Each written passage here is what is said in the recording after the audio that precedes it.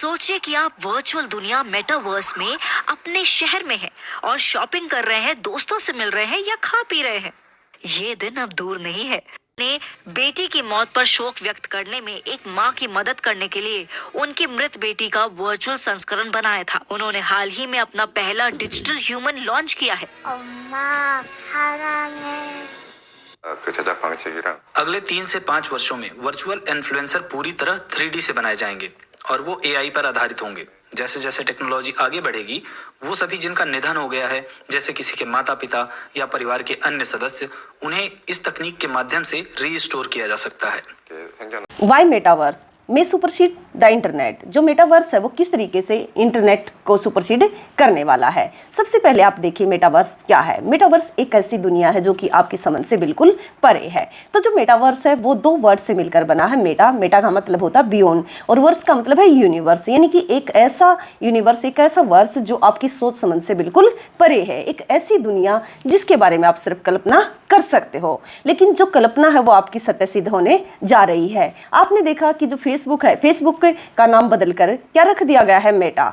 तो इसका नाम बदलकर मेटा रखने की क्या जरूरत थी। तो जो मार्क जुकरबर्ग हैं, जो CEO है फेसबुक के, उन्होंने इस चीज को पहले ही भांप लिया कि आने वाले समय में इस चीज की डिमांड बहुत बढ़ने वाली है। जिस तरीके से आपने देखा होगा कि आप बोतल बंद पानी पीते हो, कहीं पर भी आप यात्रा कर रहे हो, कहीं पर भी रेस्टोरेंट में हो, होटल में हो, तो ज्यादातर आपको क्या मिलता है, बिस्लरी यानी कि जो बोतल बंद पानी है वही मिलता है। इसकी जो स्टार्टिंग हो गई थी वो 18वीं शताब्दी में ही हो गई थी बोतल बंद पानी की।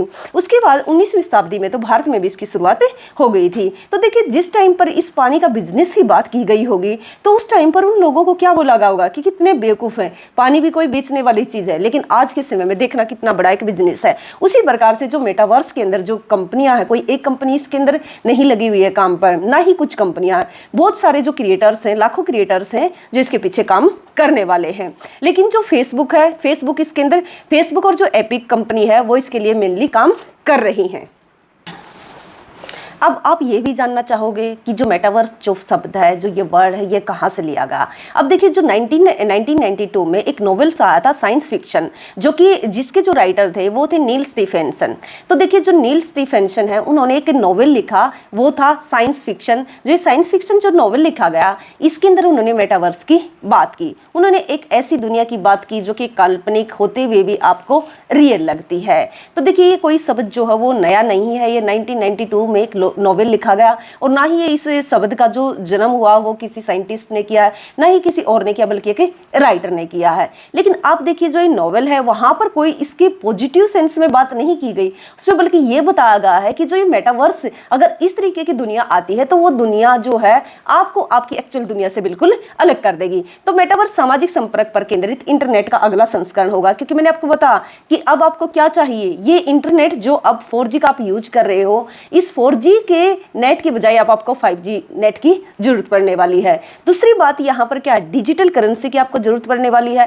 तीसरी बात क्या है, यहाँ पर ब्लॉकचेन की भी जरूरत पड़ेगी, क्योंकि इन सारे सिस्टम को टैकल करने के लिए, जो भी ये सिस्टम चलेगा, इसको टैकल करने के लिए आपको क्या चाहिए, एक कंट्रोल भी करना पड़ेगा। जिस तरीके से अगर सिंपल ऑफलाइन जो चीजें होती हैं, जो मनी के ऊपर जो कंट्रोल होता है वो किसका होता है, रिजर्व बैंक ऑफ इंडिया का। लेकिन जो डिजिटल करेंसी होगी तो उसको डिजिटल करेंसी को या डिजिटल सिस्टम को कंट्रोल करने के लिए एक ब्लॉकचेन जो है एक इस तरीके का सिस्टम डेवलप किया जाएगा। इसे हम सिमुलेटेड डिजिटल वातावरण बोलेंगे, यानी कि जो मेटावर्स है उसको हम सिमुलेटेड डिजिटल वातावरण के रूप में जानेंगे। यानी कि एक तरीके से सिर्फ आपको ऐसा लगेगा कि एक्चुअल में है, बट लेकिन वो चीजें एक्चुअल में नहीं होंगी। इसके बाद आप इसको हम बोलते हैं कि ऑगमेंटिंग रियलिटी है या वर्चुअल रियलिटी है। ऑगमेंटिंग रियलिटी या वर्चुअल रियलिटी का क्या मतलब है कि जो चीजें आपको असली में लगेंगी, यानी कि वो सारा काम आप अपने दोस्तों से रियलिटी में आपको ऐसा फील होगा कि हम उनसे मिल रहे हैं, उनसे बातें कर रहे हैं, आप एक ही जगह बैठे बैठे। लेकिन आप जो फिजिकल होगे वो कहीं एक जगह बैठे होगे। इसमें आप अपना अवतार भी चेंज कर सकते हो कि पहले आप किसी उसमें हो, आप ऑनलाइन कपड़े परचेज कर सकते हो, ऑनलाइन आप हर काम कर सकते हो, लेकिन वो काम जो है वो रियलिटी में नहीं होगा, वो सिर्फ क्या होगा, आपका ऑनलाइन ही रहेगा। अब इसमें क्या होगा कि जब आप ऑनलाइन ही सारी चीज़ें करोगे तो आप नई नई चीज़ों को ट्राई कर सकते हो, एक जगह से दूसरी जगह जा सकते हो। तो ये सारा सिस्टम इसके अंदर रहने वाला है, जिससे आप एक्चुअल में नहीं मिल पाते तो उसमें जाकर आप उस दुनिया में जाकर उनसे मिल सकते हो। तो जो मार्क जुकरबर्ग है वो कहते हैं कि जो एक तरीके से जो भारत जो है इस मेटावर्स का एक बहुत बड़ा भाग होने वाला है। ऐसा क्यों है? क्योंकि आपको पता है कि जो वीडियो गेम्स है वो बहुत ज़्यादा खेला जाता है। कहाँ पर? इंडिया के अंदर। तो यहाँ पर जो बच्चे हैं इन चीज़ों में बहुत ज़्यादा इन्वॉल्व हैं। जो आप देखते हो फ्री फायर या पबजी, इनके अंदर आप देखते हो ना कि आप अपना करैक्टर चूज करते हो और करैक्टर के अकॉर्डिंग वो आपकी तरफ से लड़ाई करता है। ये सारा काम वहाँ पर चलता रहता। इसका एक एग्जांपल है, जैसे कि आपने अवतार मूवी देखी होगी, वो भी बिल्कुल मेटावर्स के ऊपर ही, मतलब मेटावर्स का ही एक तरीके से आप देख सकते हो कि जैसा मेटावर्स में होगा वैसा ही उस मूवी में दिखाया गया है।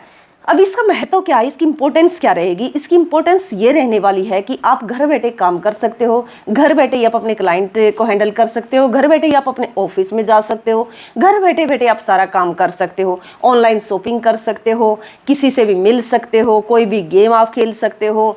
तो देखिए जब कोविड-19 स्टार्ट होता तो कोविड-19 आपको क्या एक तरीके से बताता है कि आप घर रहिए, घर से ही काम कीजिए, आपको घर से बाहर जाने की जरूरत नहीं। लेकिन जो मेटावर्स है वो आपके इसको दूसरे स्टेप पर आपको लेकर जाता है। वो कहता है कि घर बैठे बैठे ही आप सब कुछ कर लीजिए। तो ये है एक मेटावर्स। तो आपने जान लिया कि जो मेटावर्स है, मेटावर्स जो है एक तरीके का क्या है, एक हाइपोथेटिकल है। एक सिर्फ आप सोचोगे, इमेजिन कर रहे हो जो चीज़ों को, उसको एक्चुअल तो नहीं होगा, लेकिन उसको क्या करोगे, वर्चुअली आप उन सब कामों को कर पाओगे। अब देखिए इसकी कुछ ना कुछ ड्रॉबैक्स भी रहेंगी, कुछ ना कुछ इसकी कमियां भी रहेंगी। इसकी कमियां क्या रहेगी कि आप असली जो जिंदगी है उसको जीना भूल जाओगे, और जो आपका डेटा है, जो आप जितना भी आपके बारे में जो भी चीजें हैं वो क्या हो जाएंगे एक तरीके से ऑल ओवर, उनको कोई भी यूज कर सकता है। तो डेटा भी यहाँ पर चोरी होगा और आपकी असली जिंदगी जो हो वो इफेक्ट होगी। अब एक तरीके से नकली टाइप की जिंदगी ही जीने लगोगे। तो ये आपकी लाइफ को तो इफेक्ट करने वाला है। देखिए कुछ चीज जब नई आती है तो उसका कुछ बेनिफिट भी होता है और कुछ उसके